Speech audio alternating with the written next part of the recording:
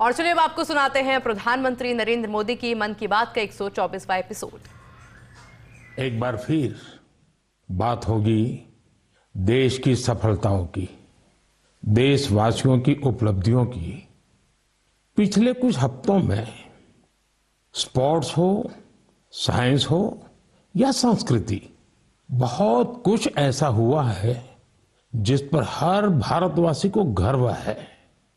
अभी हाल ही में शुभांशु शुक्ला की अंतरिक्ष से वापसी को लेकर देश में बहुत चर्चा हुई। जैसे ही शुभांशु धरती पर सुरक्षित उतरे, लोग उछल पड़े। हर दिल में खुशी की लहर दौड़ गई। पूरा देश गर्व से भर गया। मुझे याद है जब अगस्त 2023 में चंद्रयान 3 की सफल लैंडिंग हुई थी, तब देश में एक नया माहौल बना। साइंस को लेकर, स्पेस को लेकर बच्चों में एक नई जिज्ञासा भी जागी। अब छोटे छोटे बच्चे कहते हैं, हम भी स्पेस में जाएंगे, हम भी चांद पर उतरेंगे, स्पेस साइंटिस्ट बनेंगे। साथियों, आपने इंस्पायर मानक अभियान का नाम सुना होगा। यह बच्चों के इनोवेशन को बढ़ावा देने का अभियान है। इसमें हर स्कूल से 5 बच्चे चुने जाते हैं। हर बच्चा एक नया आइडिया लेकर आता है। इससे अब तक लाखों बच्चे जुड़ चुके हैं और चंद्रयान 3 के बाद तो इनकी संख्या दोगुनी हो गई है। देश में स्पेस स्टार्टअप भी तेजी से बढ़ रहे हैं। 5 साल पहले 50 से भी कम स्टार्टअप थे, आज 200 से ज्यादा हो गए हैं सिर्फ स्पेस सेक्टर में। साथियों, अगले महीने 23 अगस्त को नेशनल स्पेस डे है। आप इसे कैसे मनाएंगे? कोई नया आइडिया है क्या? मुझे नमो ऐप पर जरूर मैसेज भेजिएगा। साथियों, 21वीं सदी के भारत में आज साइंस एक नई ऊर्जा के साथ आगे बढ़ रही है। कुछ दिन पहले हमारे छात्रों ने इंटरनेशनल केमिस्ट्री ओलंपियाड में मेडल जीते हैं। देवेश पंकज, संदीप कुची, देवव्रत प्रियदर्शी और उज्जवल केशरी, इन चारों ने भारत का नाम रोशन किया। मैथ्स की दुनिया में भी भारत ने अपनी पहचान को और मजबूत किया है। ऑस्ट्रेलिया में हुए इंटरनेशनल मैथमेटिकल ओलंपियाड में हमारे स्टूडेंट्स ने 3 गोल्ड, 2 सिल्वर और 1 ब्रॉन्ज मेडल हासिल किया है। साथियों, अगले महीने मुंबई में एस्ट्रोनॉमी और एस्ट्रोफिजिक्स ओलंपियाड होने जा रहा है। इसमें 60 से ज्यादा देशों के छात्र आएंगे, वैज्ञानिक भी आएंगे। यह अब तक का सबसे बड़ा ओलंपियाड होगा। एक तरह से देखें तो भारत अब ओलंपिक और ओलंपियाड दोनों के लिए आगे बढ़ रहा है। मेरे प्यारे देशवासियों, हम सभी को गर्व से भर देने वाली एक और खबर आई है यूनेस्को से। यूनेस्को ने 12 मराठा किलों को वर्ल्ड हेरिटेज साइट्स के रूप में मान्यता दी है। 11 किले महाराष्ट्र में, 1 किला तमिलनाडु में। हर किले से इतिहास का एक एक पन्ना जुड़ा है। हर पत्थर एक ऐतिहासिक घटना का गवाह है। सल्लेर का किला, जहां मुगलों की हार हुई, शिवनेरी, जहां छत्रपति शिवाजी महाराज का जन्म हुआ, किला ऐसा जिसे दुश्मन भेद न सके। खांदेरी का किला, समुद्र के बीच बना अद्भुत किला। दुश्मन उन्हें रोकना चाहते थे, लेकिन शिवाजी महाराज ने असंभव को संभव करके दिखा दिया। प्रतापगढ़ का किला, जहां अफजल खान पर जीत हुई, उस गाथा की गूंज आज भी किले की दीवारों में समाई है।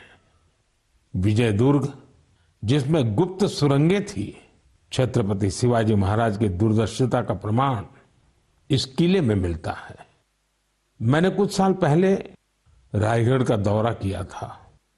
छत्रपति शिवाजी महाराज की प्रतिमा के सामने नमन किया था।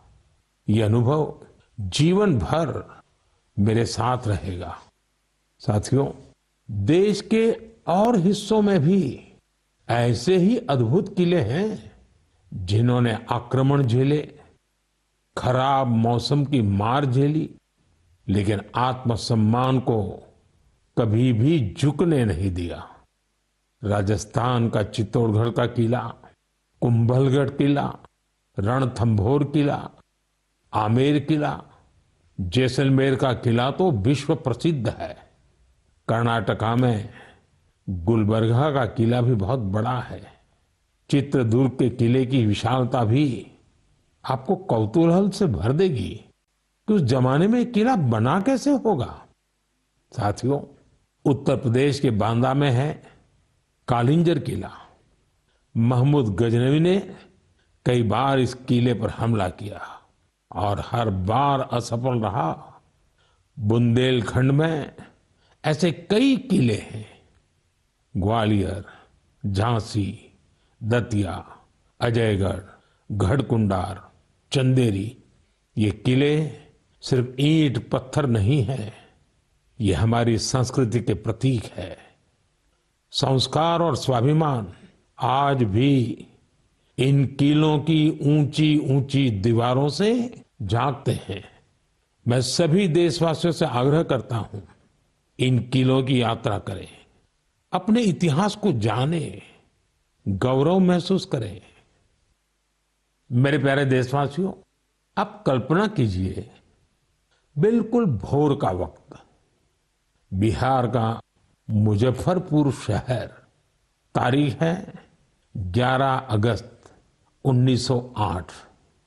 हर गली, हर चौराहा, हर हलचल उस समय जैसे थमी हुई थी।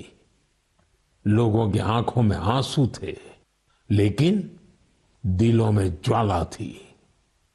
लोगों ने जेल को घेर रखा था, जहां एक 18 साल का युवक अंग्रेजों के खिलाफ अपना देश प्रेम व्यक्त करने की कीमत चुका रहा था।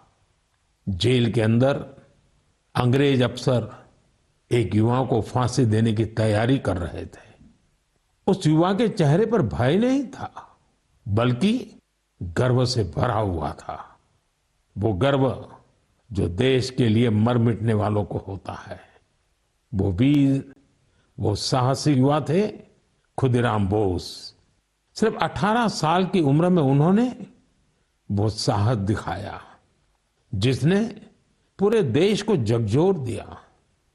तब अखबारों ने भी लिखा था, खुदीराम बोस जब फांसी के फंदे की ओर बढ़े तो उनके चेहरे पर मुस्कान थी।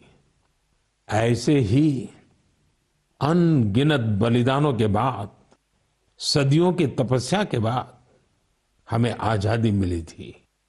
देश के दीवानों ने अपने रक्त से आजादी के आंदोलन को सींचा था। साथियों, अगस्त का महीना इसीलिए तो क्रांति का महीना है। 1 अगस्त को लोकमान्य बाल गंगाधर तिलक की पुण्यतिथि होती है। इसी महीने 8 अगस्त को गांधी जी के नेतृत्व में भारत छोड़ो आंदोलन की शुरुआत हुई थी। फिर आता है 15 अगस्त, हमारा स्वतंत्रता दिवस।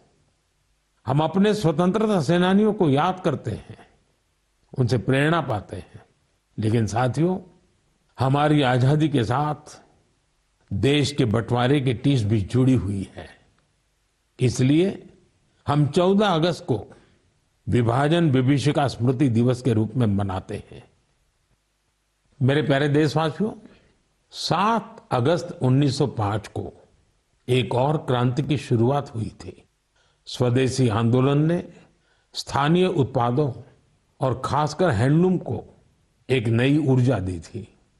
इसी स्मृति में देश हर साल 7 अगस्त को नेशनल हैंडलूम डे मनाता है। इस साल 7 अगस्त को नेशनल हैंडलूम डे के 10 साल पूरे हो रहे हैं।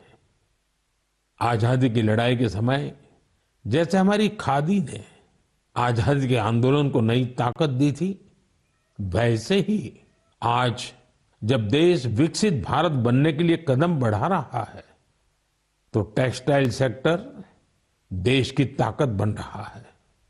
इन 10 वर्षों में देश के अलग अलग हिस्सों में इस सेक्टर से जुड़े लाखों लोगों ने सफलता की कई गाथाएं लिखी हैं। महाराष्ट्र के पैठण गांव की कविता धवले पहले एक छोटे से कमरे में काम करती थी। न जगह थी और न ही सुविधा। सरकार से मदद मिली, अब उनका हुनर उड़ान भर रहा है। वो 3 गुना ज्यादा कमा रही है। खुद अपनी बनाई पैठणी साड़ियां बेच रही है। उड़ीसा के मयूरभंज में भी सफलता की ऐसी ही कहानी है। यहाँ 650 से ज्यादा आदिवासी महिलाओं ने संथाली साड़ी को फिर से जीवित किया है।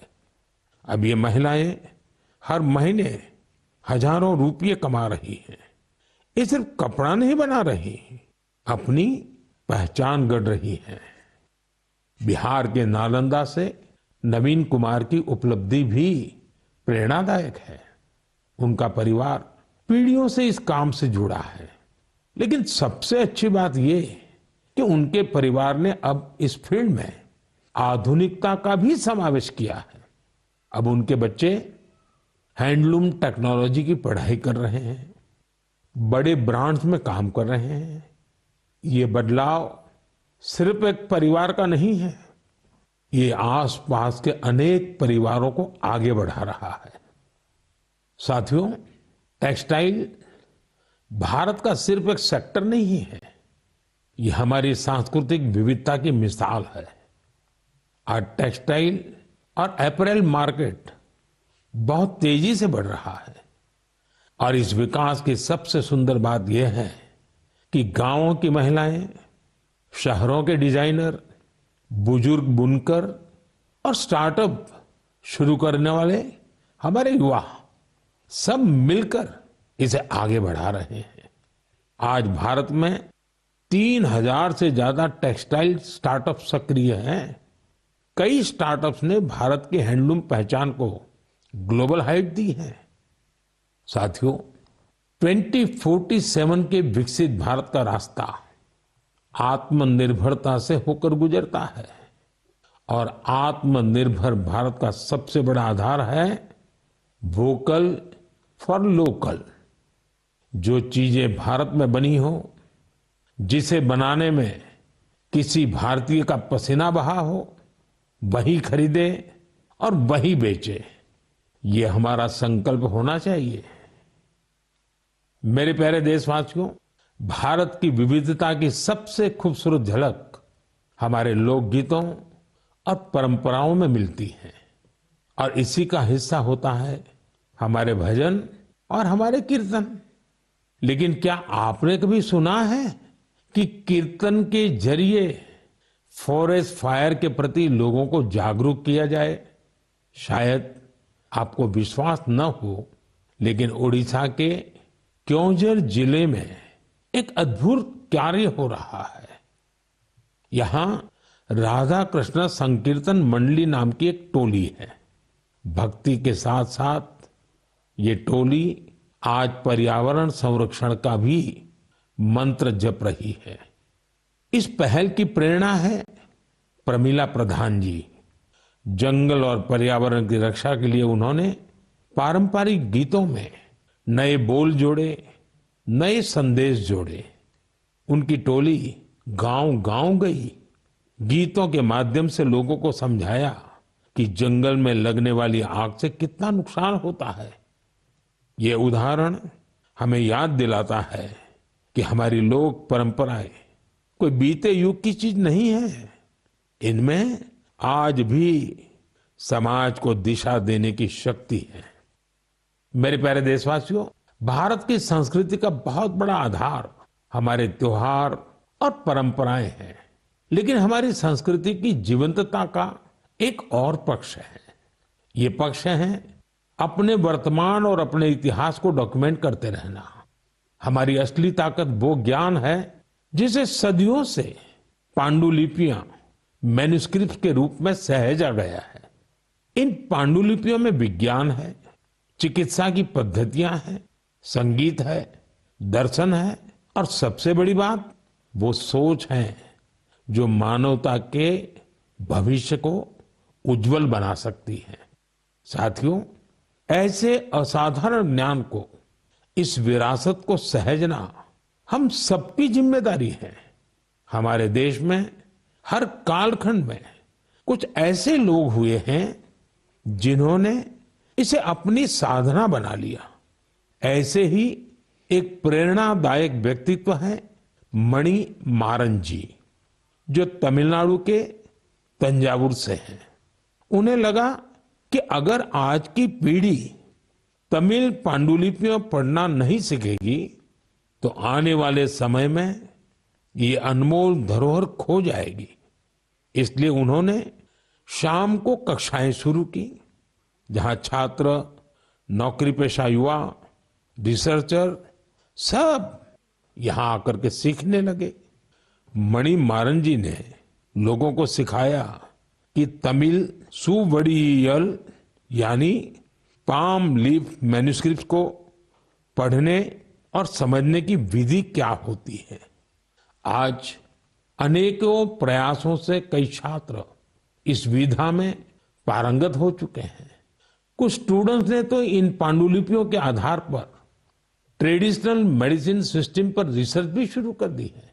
साथियों, सोचिए, अगर ऐसा प्रयास देश भर में हो तो हमारा पुरातन ज्ञान केवल दीवारों में बंद नहीं रहेगा, वो नई पीढ़ी की चेतना का हिस्सा बन जाएगा। इसी सोच से प्रेरित होकर भारत सरकार ने इस वर्ष के बजट में एक ऐतिहासिक पहल की घोषणा की है, ज्ञान भारतम मिशन।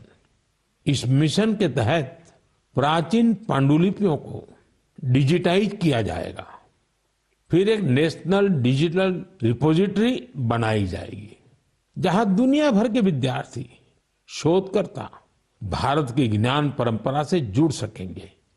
मेरा भी आप सबसे आग्रह है, अगर आप किसी ऐसे प्रयास से जुड़े हैं या जुड़ना चाहते हैं तो MyGov या संस्कृति मंत्रालय से जरूर संपर्क कीजिएगा, क्योंकि यह केवल पांडुलिपियां नहीं है, यह भारत की आत्मा के वो अध्याय हैं जिन्हें हमें आने वाली पीढ़ियों को पढ़ाना है।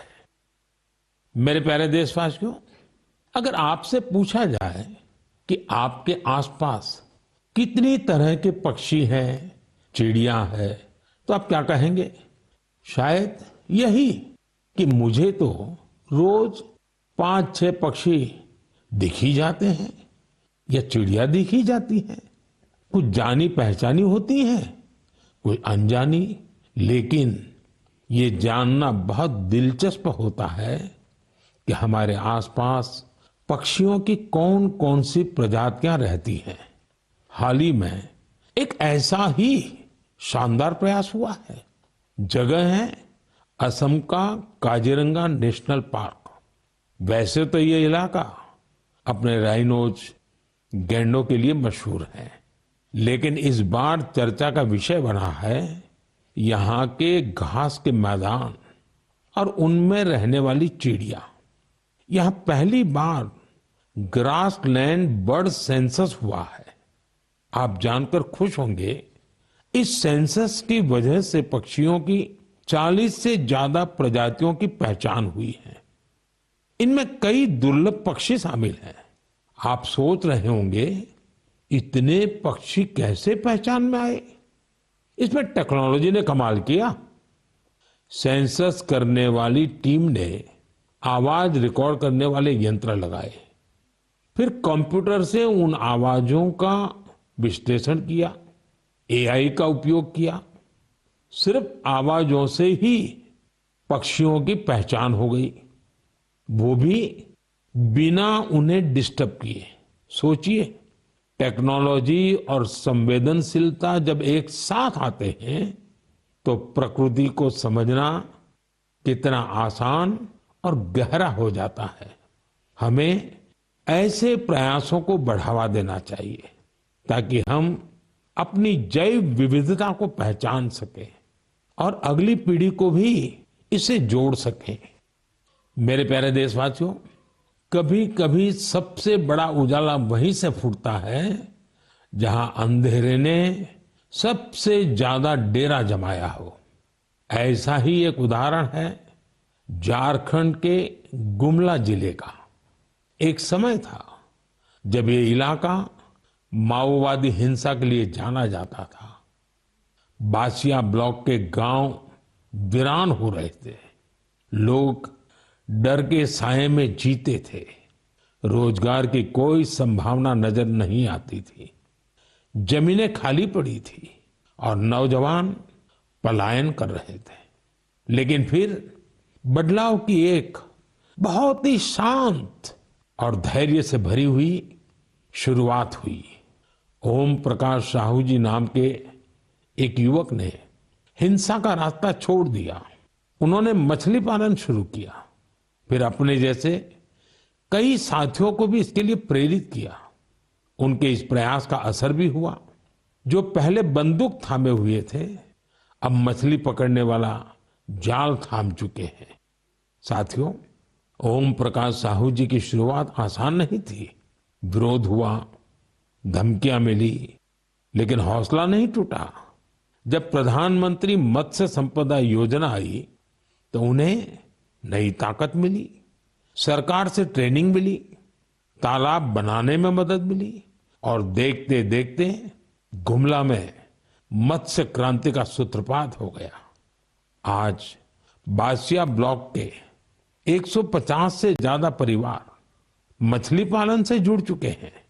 कई तो ऐसे लोग हैं जो कभी नक्सली संगठन में थे।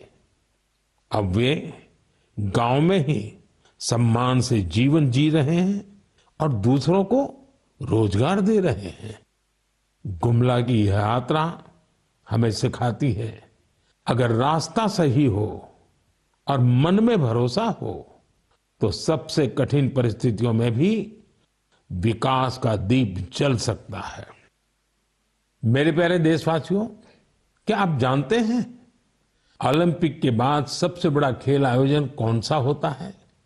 इसका उत्तर है world police and fire games.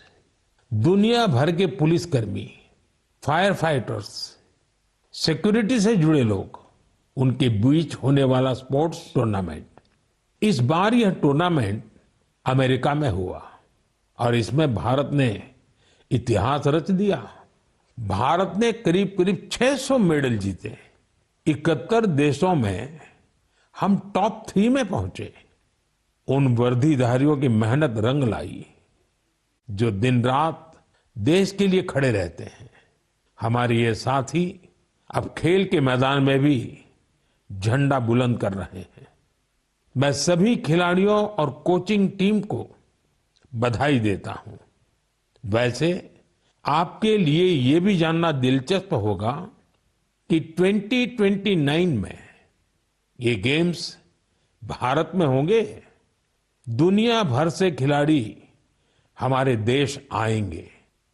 हम उन्हें भारत की मेहमान नवाजी दिखाएंगे, अपनी खेल संस्कृति से परिचय कराएंगे। साथियों, बीते दिनों मुझे कई यंग एथलीट्स और उनके पेरेंट्स के संदेश मिले हैं। इनमें खेलो भारत नीति 2025 की खूब सराहना की गई है। इस नीति का लक्ष्य साफ है, भारत को स्पोर्टिंग सुपर पावर बनाना। गांव, गरीब और बेटियां इस नीति की प्राथमिकता है। स्कूल और कॉलेज अब खेल को रोजमर्रा की जिंदगी का हिस्सा बनाएंगे। खेलों से जुड़े स्टार्टअप्स, चाहे वो स्पोर्ट्स मैनेजमेंट हो या मैन्युफैक्चरिंग से जुड़े हो, उनकी हर तरह से मदद की जाएगी। सोचिए, जब देश का युवा खुद के बनाए रैकेट, बैट और बॉल के साथ खेलेगा तो आत्मनिर्भरता के मिशन को कितनी बड़ी ताकत मिलेगी। साथियों, खेल टीम स्पिरिट पैदा करते हैं। ये फिटनेस, आत्मविश्वास और एक मजबूत भारत के निर्माण का रास्ता है। इसलिए खूब खेलिए, खूब खिलिए। मेरे प्यारे देशवासियों, कुछ लोगों को कभी कभी कोई काम नामुमकिन सा लगता है क्या ये भी हो पाएगा। लेकिन जब देश एक सोच पर एक साथ आ जाए तो असंभव भी संभव हो जाता है। स्वच्छ भारत मिशन इसका सबसे बड़ा उदाहरण है। जल्द ही इस मिशन को 11 साल पूरे होंगे, लेकिन इसकी ताकत और इसकी जरूरत आज भी वैसी ही है। इन 11 वर्षों में स्वच्छ भारत मिशन एक जन आंदोलन बना है। लोग इसे अपना फर्ज मानते हैं और यही तो असली जन भागीदारी है। साथियों, हर साल होने वाले स्वच्छ सर्वेक्षण ने इस भावना को और बढ़ाया है। इस साल देश के 4,500 से ज्यादा शहर और कस्बे इससे जुड़े 15 करोड़ से अधिक लोगों ने इसमें भाग लिया। ये कोई सामान्य संख्या नहीं है, ये स्वच्छ भारत की आवाज है। साथियों, स्वच्छता को लेकर हमारे शहर और कस्बे अपनी जरूरतों और माहौल के हिसाब से अलग अलग तरीकों से काम कर रहे हैं और इनका असर सिर्फ इन शहरों तक नहीं है, पूरा देश इन तरीकों को अपना रहा है। उत्तराखंड में कीर्तिनगर के लोग पहाड़ों में वेस्ट मैनेजमेंट की नई मिसाल कायम कर रहे हैं। ऐसे ही बेंगलुरु में टेक्नोलॉजी से ऑर्गेनिक वेस्ट मैनेजमेंट का काम हो रहा है। अरुणाचल में एक छोटा सा शहर रोइंग है। एक समय था जब यहां लोगों के स्वास्थ्य के सामने वेस्ट मैनेजमेंट बहुत बड़ा चैलेंज था। यहां के लोगों ने इसकी जिम्मेदारी ली।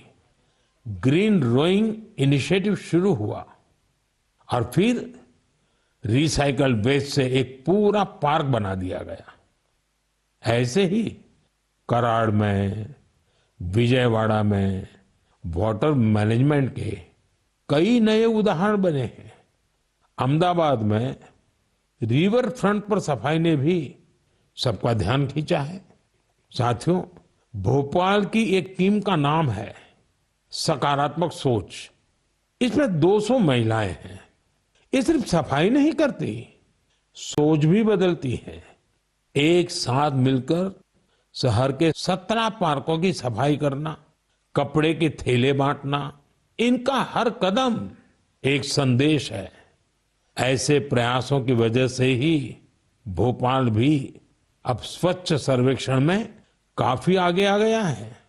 लखनऊ की गोमती नदी टीम का जिक्र भी जरूरी है। 10 साल से हर रविवार बिना थके, बिना रुके इस टीम के लोग स्वच्छता के काम में जुटे हैं। छत्तीसगढ़ के बिल्हा का उदाहरण भी शानदार है। यहां महिलाओं को वेस्ट मैनेजमेंट की ट्रेनिंग दी गई और उन्होंने मिलकर शहर की तस्वीर बदल डाली। गोवा के पणजी शहर का उदाहरण भी प्रेरक है। वहां कचरे को 16 कैटेगरी में बांटा जाता है और इसका नेतृत्व भी महिलाएं कर रही हैं। पणजी को तो राष्ट्रपति पुरस्कार भी मिला है। साथियों, स्वच्छता सिर्फ एक वक्त का, एक दिन का काम नहीं है। जब हम साल में हर दिन, हर पल स्वच्छता को प्राथमिकता देंगे, तभी देश स्वच्छ रह पाएगा। साथियों, सावन की फुहारों के बीच देश एक बार फिर त्योहारों की रौनक से सजने जा रहा है। आज हरियाली तीज है, फिर नागपंचमी और रक्षाबंधन, फिर जन्माष्टमी, हमारे नटखट कान्हा के जन्म का उत्सव। ये सभी पर्व यहाँ हमारी भावनाओं से जुड़े हैं। ये हमें प्रकृति से जुड़ाव और संतुलन का भी संदेश देते हैं। आप सभी को इन पावन पर्वों की ढेर सारी शुभकामनाएं। मेरे प्यारे साथियों, अपने विचार और अनुभव साझा करते रहिए। अगले महीने फिर मिलेंगे। देशवासियों की कुछ और नई उपलब्धियों और प्रेरणाओं के साथ आपका ध्यान रखिए। बहुत बहुत धन्यवाद।